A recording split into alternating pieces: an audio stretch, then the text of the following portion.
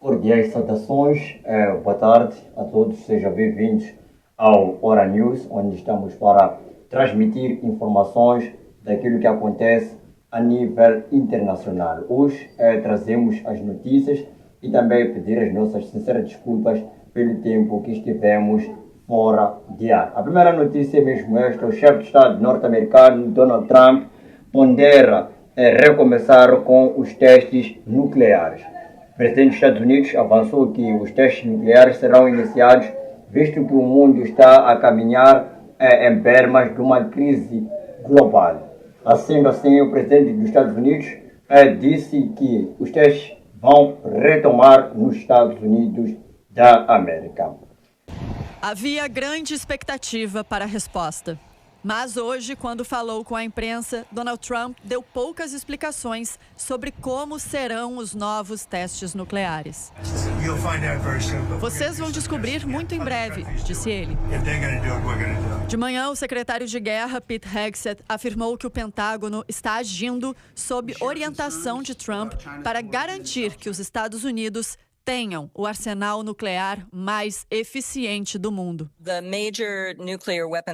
A professora Sharon Squassoni dedicou a carreira à pesquisa e à criação de programas de não proliferação de armas nucleares. Ela considera grave a fala de Trump e disse que um teste nuclear americano pode gerar um efeito dominó. O que vai acontecer é que outros países vão considerar isso um passo para trás em acordos de não proliferação de armas. Rússia e China podem se beneficiar em fazer mais testes. Sem dúvida, Índia e Paquistão vão fazer o mesmo. Ao mesmo tempo, acordos de não proliferação de armas estão frágeis. Daqui a 3 meses, o último tratado que limita o número de armas nucleares entre Estados Unidos e Rússia vai expirar. Se o acordo não for renovado, pode significar armas nucleares sem limites para todos, explicou. Desde 1992, os Estados Unidos não fazem testes nucleares. Naquele ano, o presidente George H.W. Bush suspendeu estas atividades. O objetivo era acabar com o que começou aqui. 16 de julho de 1945, deserto do Novo México. Os Estados Unidos testavam a primeira bomba atômica. Um dia que mudou a história mundial. Foi o primeiro passo para os ataques a Hiroshima e Nagasaki. Hoje, mais da metade da população mundial vive em países que possuem armas nucleares ou integram alianças nucleares. As maiores potências são Estados Unidos, Rússia e China. E há décadas, esses países acreditam que seus arsenais são garantia de segurança nacional. A professora discorda deste raciocínio. Houve um momento em que tivemos 70 mil armas nucleares no mundo. Isso é capaz de acabar com o planeta inúmeras vezes. Havia aviões nucleares voando 24 horas por dia. Não é mais seguro. Simplesmente pelo fato de que alguém pode cometer um erro. A nova geopolítica mundial tem aumentado as tensões. As guerras na Ucrânia, em Gaza, as ambições chinesas no Sudeste Asiático. A professora diz que já estamos numa nova corrida armamentista e cada vez mais países têm ambições nucleares. Ela diz que a história mostrou que a diplomacia é o único caminho para aliviar as tensões e acabar com a ideia de que é a iminência de guerra o que garante a paz. Passamos para outra notícia. O Egito inaugurou um museu, o maior museu da história de uma civilização. Após 20 anos de construção, o museu foi inaugurado e diversos chefes de Estado estiveram presentes para testificar este momento tão célebre na história da civilização africana. Após 20 anos de construção, o Egito inaugurou oficialmente o Grande Museu Egípcio, no Cairo.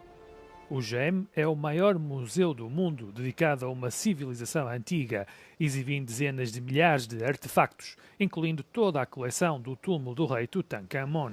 Líderes mundiais, incluindo monarcas, chefes de Estado e de governo, assistiram à grande cerimónia de inauguração na capital egípcia no sábado.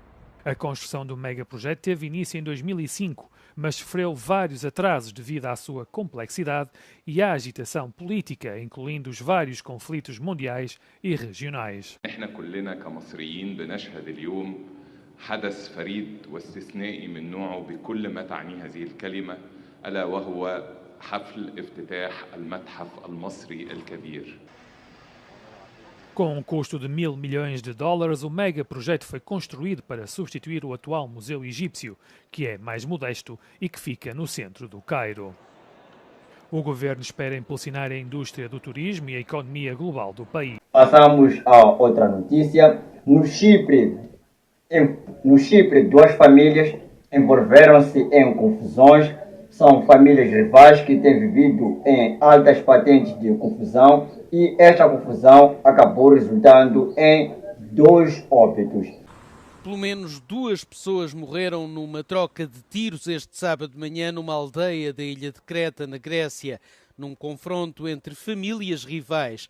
Um homem de 39 anos da família K, pai de 5 filhos, morreu com ferimentos de bala. Morreu ainda uma mulher de 56 anos, que também sofreu ferimentos de bala, mas que se suspeita ter sofrido um ataque cardíaco. Da família F. 14 outras pessoas ficaram feridas nos tiroteios e estão hospitalizadas. O papel de 2 delas está a ser investigado, pelo que permanecem detidas. Os membros das 2 famílias estão a ser tratados em hospitais diferentes da cidade de Heraklion. Um deles não estava de serviço, mas foi aberto especificamente para manter afastadas as pessoas envolvidas. Segundo testemunhas, foram disparadas mais de 2.000 balas durante o confronto. Desde o meio-dia de sábado, a aldeia de Vorídzia está sob cordão policial por receio de novos confrontos. Na causa do tiroteio parece ter estado uma explosão que abalou a aldeia na noite de sexta-feira. Esta explosão deveu-se a um engenho colocado num edifício pertencente a membros da família F. Passamos a revista para uma outra notícia. Um ataque russo à Ucrânia provocou um morto numa das regiões ucranianas. O ataque foi efetuado no passado sábado, dia 1 de novembro, e acabou vitimando este cidadão.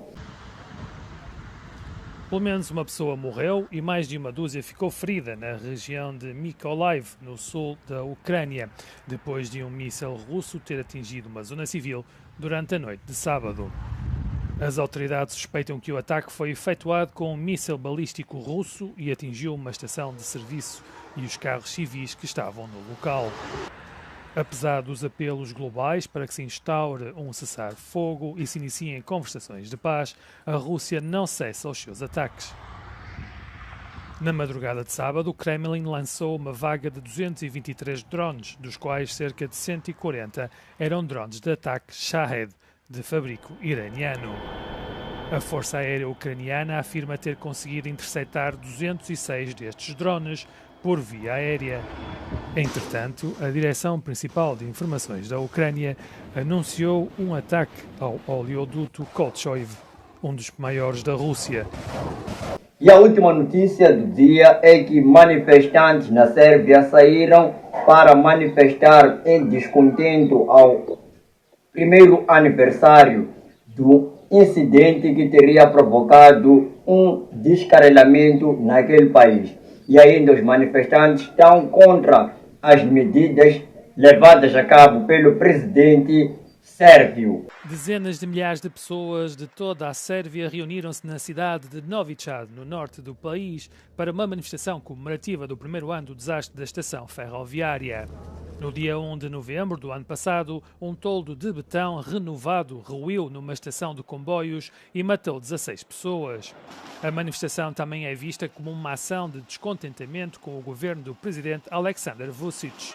Na véspera do protesto, o apoio aos apelos da oposição e a grandes mudanças no país dos Balcãs tem vindo a aumentar. Vučić ameaçou com detenções em massa se os manifestantes recorressem à violência e também tentou minimizar a dimensão e a importância esperadas da manifestação comemorativa da oposição. Espera-se que as pessoas se reúnam em vários comícios espalhados por Novi Sad. Esta tática destina-se a dificultar a intervenção da polícia e a detenção dos participantes. Estas foram as notícias a esta hora e nós prometemos voltar numa próxima edição para trazer mais conteúdos daquilo que marcam a atualidade nacional e internacional. Este foi o Hora News de hoje. Despeço-me com a oportunidade de voltar numa próxima edição. Fique com Deus.